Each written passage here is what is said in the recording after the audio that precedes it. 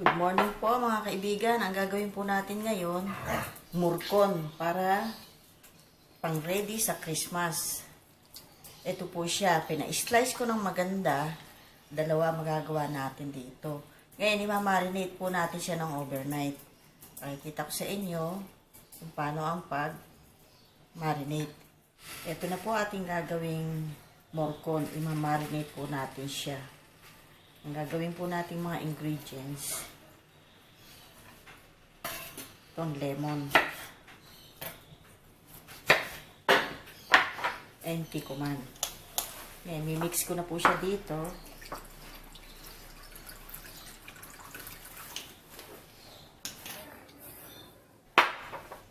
Tapos, ganyan lang po siya.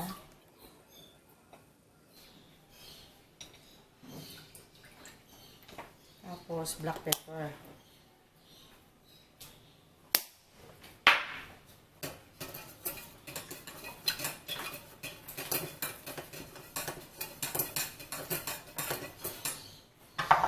Ngayon, i-marinate na natin siya ng ganyan.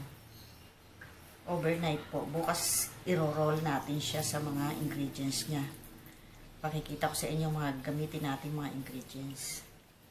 Bango. Kikuman po ang gagamitin nyo at masarap po siya.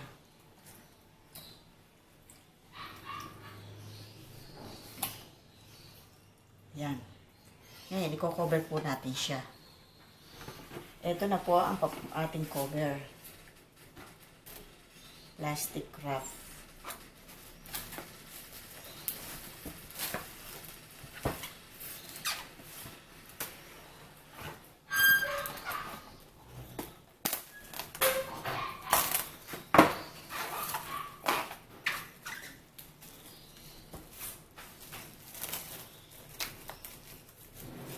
Ngayon, babalik natin siya sa rep. Ito na po, atin na po siyang na-marinate na natin ng 6 hours, hindi na overnight kasi kaninang maga natin ginawa. Ngayon, i-roll na natin yung mga ingredients na gagamitin. Ito po siya, yung cheese. Ito, fresh na pineapple, carrots, cucumber, and hotdog. Ngayon, ito na po siya.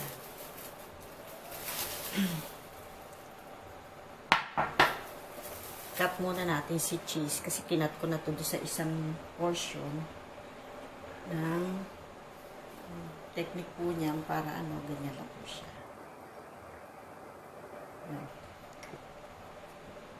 Ganyan lang po siya.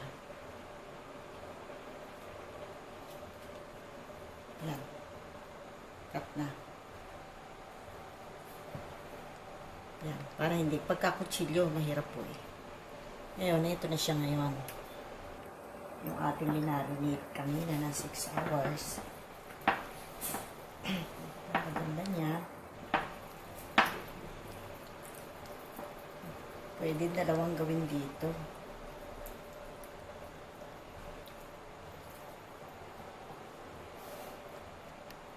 Ngayon, ilalatag natin siya. Tapos itong egg. Yan. Yung hotdog, ito ng malaki ilagay natin. Tapos, cucumber, pineapple. Ayan, maganda. Kailangan maganda. Kabit.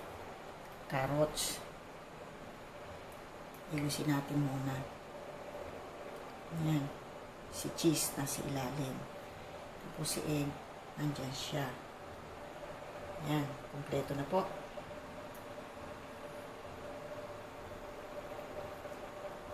Mataba siya. Maganda siya. Ngayon, roll na natin siya ng pagganito.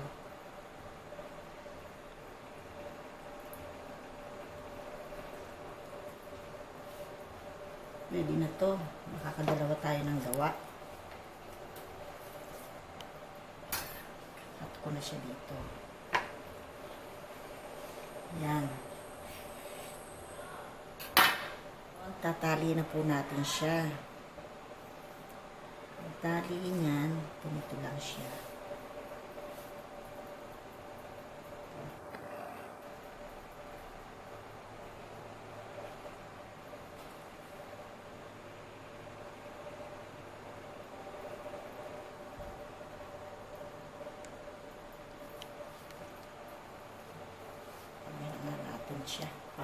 siya istorbo.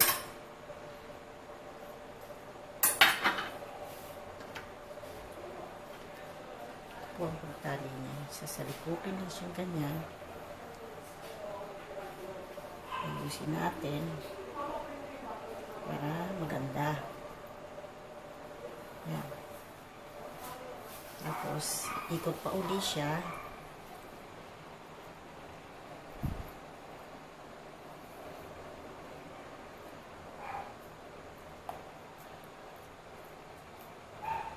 Yan. Isa pa uli. Sumabaw siya.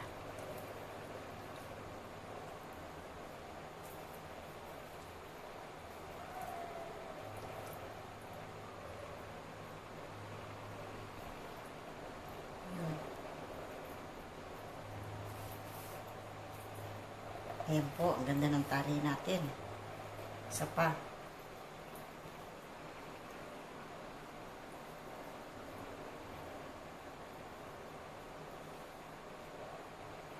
Ayan po siya. Ngayon, iikot ko po siya dito.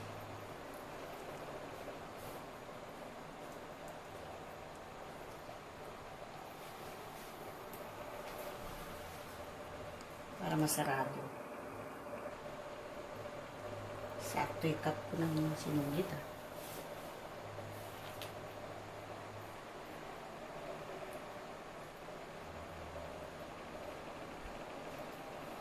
Ayan po. Ngayon, ipapry na natin siya. Lagyan po natin siya ng konting flour. Para pag pinry natin siya, hindi siya didikit.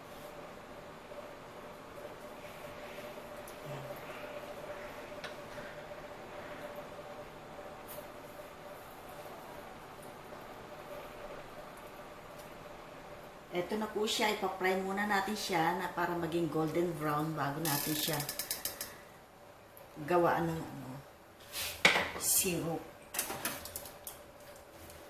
So, fry lang po.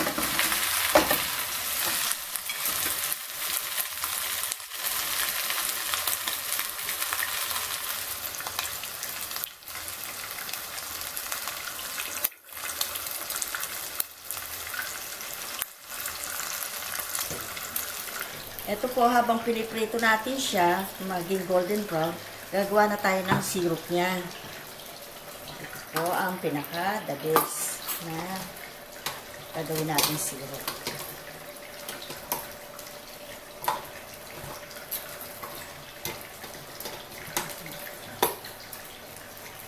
Ang pineapple juice.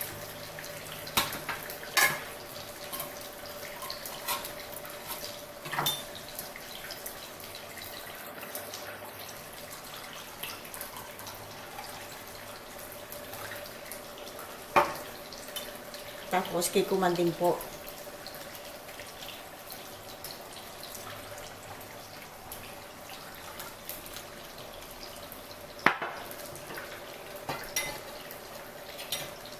po ang ilalagay natin habang pinalalambutan natin ang karne. Balikan ko po yung piniprito natin. Ito po siya, brown na. Atin na ilalagay yung syrup niya at i-slow fry natin. Pero bawasan ito ng mantika.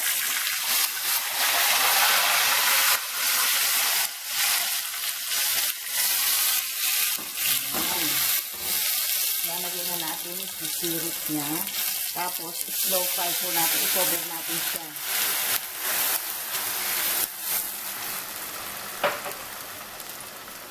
Yan ang ating morcon. Mamaya po, balikan natin. Ito po yung isa, di ba hinatin natin, yung isa pinirito natin ng may harina. Ito po, walang harina. Kaya, ikukumpara ko sa inyo kung ano, kayo, nasa inyo, kung anong gusto nyong gawin. Checkin po natin ang ating pinalalambutan na morcon. Babalik ka rin natin. Slow fry lang po yan. Para yung karne niya maluto ng mabuti. Yan. Bibiling-bilingin po natin. powder ulit. Ngayon, ito po yung isa natin ginawa na ito. Fry natin ng walang flour. Aray, kaibig. Oh, makaba siya. Kasi ginubo ko yung mga hotdog niya. Kasi sayang. Ating pong checkin. Oh, malapit na siya Luto na po siya. Ngayon, dadagdagan po natin siya ng konting sweet soy sauce. Yan. Yan.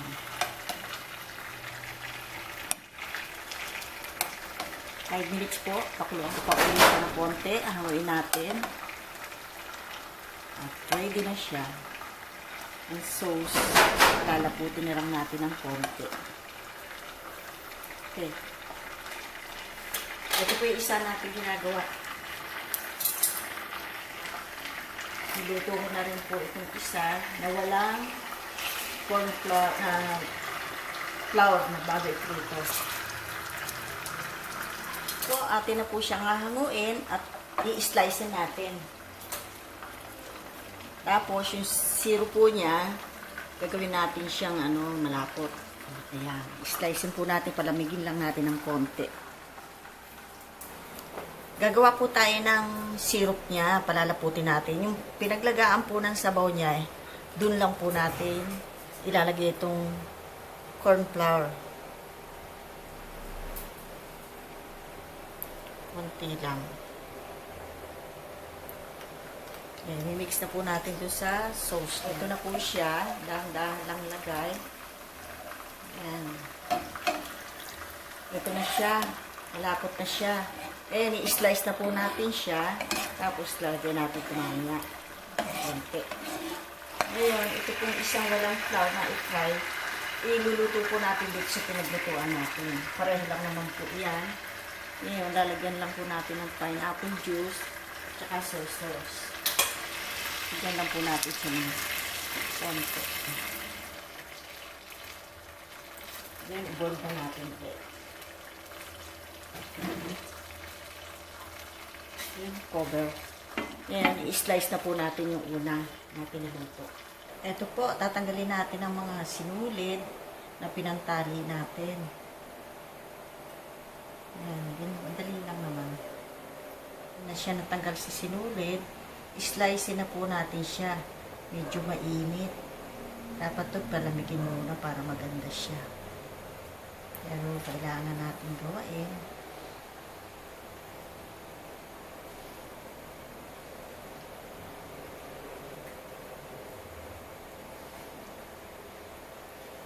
Gawahan ko na po, malinis naman si kamay. Kasi mainit. Ito po, lalagyan na po natin ang kanyang syrup, sauce. Yan, lalagay lang po natin siya sa mga gilid-gilid. Ganyan. Ito po, luto na po yung isa na niluto natin sa oil ng walang flour. Tanggalin po natin si tali. Mainit po siya. Kaya nag-gloves ako. Ito po na yung tali. Ginapos kong mabuti kasi mataba. Slice na po natin siya. Mainit siya. Mainit na mainit.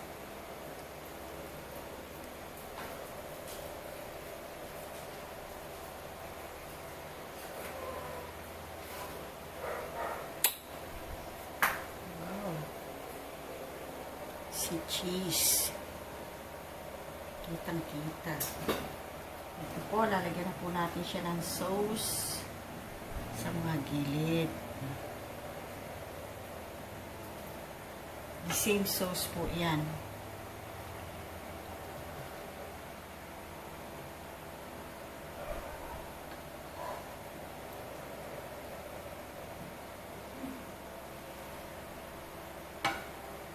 Ready na ang ating pang Noche Buena. Okay.